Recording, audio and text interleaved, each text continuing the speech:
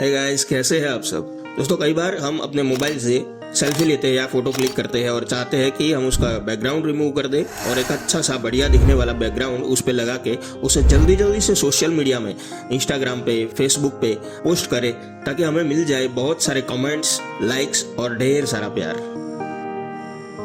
और दोस्तों, background remove करने के लिए हम कई अलग अलग मोबाइल एप्लीकेशन में घंटों तक एडिटिंग करते रहते हैं और अपना बहुत सारा वक्त इसके पीछे जाया कर देते हैं। तो दोस्तों, आज इस वीडियो में फोटोपी ऑनलाइन एडिटर में एक ऐसा टूल इंट्रोड्यूस करने वाला हूं जिससे आप कुछ ही सेकंडों में अपना बैकग्राउंड रिमूव कर सकते हैं बिल्कुल आसानी से। तो दोस्तों, बने रहिए अंत तक मेरे साथ इस वीडियो में।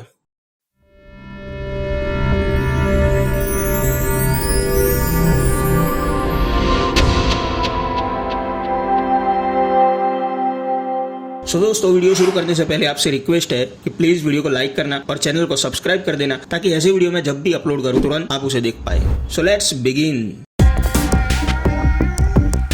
ओके, सबसे पहले हमें अपने कंप्यूटर, लैपटॉप या मोबाइल में ब्राउजर में जाके टाइप करना है www.photopy.com और इसे ओपन कर लेना है। सबसे पहले मैं एक इमेज ओपन करूंगा जिसका हम बैकग्राउंड रिमूव करने वाले हैं। तो ये एक प्यारा सा डॉगी पपी का इमेज है। दोस्तों, इस इमेज में आप देखेंगे कि बहुत सी बारीक डिटेल्स है हेयर की, और ऐसी इमेज में हम बैकग्राउंड मैन्युअली रिमूव करने जाएंगे तो बहुत सारी दिक्कत होती है। तो इसका बैकग्राउंड रिमूव करने के लिए हमें सबसे पहले चले जाना है यहाँ ऊपर सिलेक्ट ऑप्शन में एक टूल है मैजिक कट। तो इस टूल से हम बैकग्राउंड रिमूव करने वाले हैं। तो मैजिक कट पे क्लिक कर देंगे। अब यहाँ पे एक नया विंडो हमें ओपन करके मिलेगा और यहाँ पे दो वर्क स्पेस है, एक जहाँ पे हम एडिट करेंगे और दूसरा जहाँ पे हम उसका रिजल्ट देख सकते हैं। यहाँ पे लेफ्ट साइड में आपको 3 प्लेट देखने को मिलेंगे। 3 कलर के 3 प्लेट है। सबसे पहले ग्रीन कलर, वो हमारे फोरग्राउंड के लिए है। दूसरा है रेड कलर, वो हमारे बैकग्राउंड के लिए है। और ग्रे कलर है, वो इरेजर टूल है। दोस्तों, इस इमेज में हम देखेंगे कि सॉफ्टवेयर ने अपने आप ही डॉगी का कुछ पार्ट क्रॉप कर दिया है। तो उसको हमें रिस्टोर करना पड़ेगा। हमें इंट्रोड्यूस करना है कि कौन सा फोरग्राउंड है और कौन सा बैकग्राउंड है, क्योंकि ऑब्वियसली सॉफ्टवेयर के पास दिमाग तो होता नहीं है। तो हम सबसे पहले ग्रीन कलर पिक कर लेंगे और ग्रीन कलर से जो पार्ट हमें रिस्टोर करना है उस पार्ट पे जाके हम ड्रैग करेंगे तो वो हमें वापस रिस्टोर करके दे देगा। आप देख सकते हैं कि जिस पार्ट पे हमने ड्रैग किया वहां का पार्ट हमें वापस मिल गया। अब हम चाहते हैं कि ये पार्ट जो नीचे का है वो भी हम रिमूव करना चाहते हैं। तो रेड कलर पिक कर लेंगे और रेड कलर से यहाँ पे हम ऐसे ड्रैग कर देंगे, वो पार्ट भी रिमूव करके दे देगा। इसको हम फिर से रिस्टोर करना चाहते हैं तो इरेजर टूल ले लेंगे। इरेजर टूल से हमने ये रेड लाइन जो बनाया है उसे इरेज कर देंगे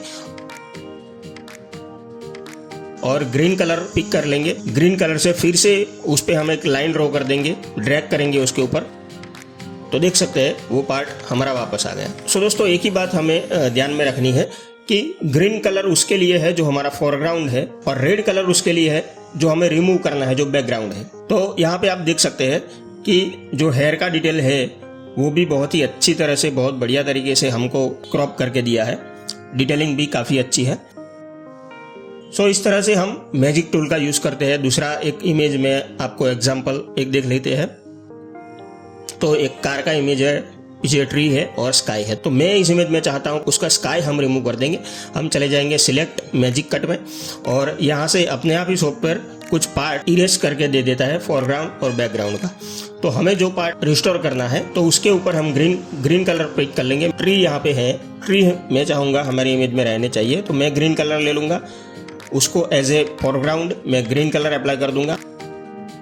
आप देख सकते हो कि ट्री हमारे रिस्टोर करके दे दिया। यहाँ पे भी मैं ग्रीन कलर अप्लाई कर दूंगा।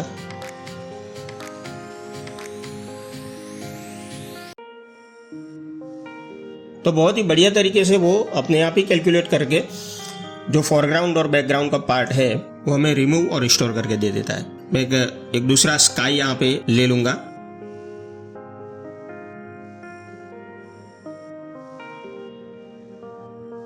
और यहाँ पे लाके उसको स्केल कर लेता हूँ ताकि हमारे इमेज में परफेक्टली वो फिट हो जाए। और उस लेयर को मैं ड्रैग करके नीचे ले लूँगा। तो आप देख सकते हो कि बिल्कुल आसानी से बहुत ही कम स्टेप में हम अपना बैकग्राउंड चेंज कर सकते हैं।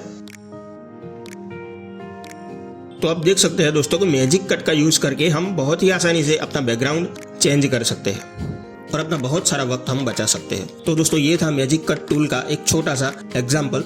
दोस्तों उम्मीद है आपको वीडियो पसंद आया होगा, और वीडियो पसंद आया तो प्लीज़ लाइक ज़रूर कर देना और चैनल को सब्सक्राइब भी कर देना। तो दोस्तों मिलते हैं अगले ही ऐसे वीडियो में, तब तक के लिए गुड बाय, ख्याल रखना अपना। Thank you very much.